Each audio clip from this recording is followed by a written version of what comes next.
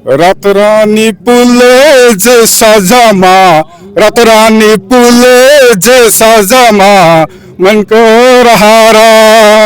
कान्छीलाई घुमाउने निज्लागुरीमा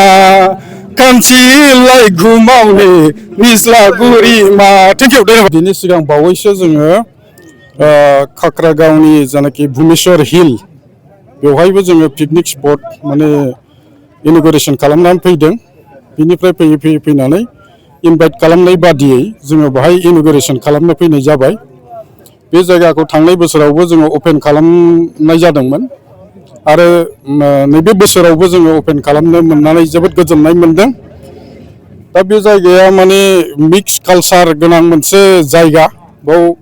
नेपाली आरो बर' कमिउनिटिसनि मानसिफोर दं ओंखायनो मिक्स कालचार थानाय जायगायाव मोजां जायो माबाया परिबेसा आरो बाहाय खाथियाव निज्ला दै दङ बियो खोब माने समायना दै बाहाय फैनानै माने एसे गोसोखौ माने मानसिफ्रा मोजां साबसिन मोनो आरोखि टाउनाव सहराव थानानै गामि गेजेराव थानानै जानाखि परिबेसजों थाबाय थानानै माने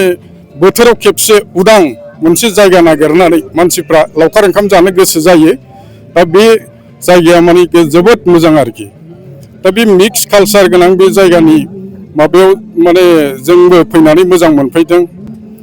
रातरानी पुले जे साजामा रातरानी पुले जे साजामा मनको रहारा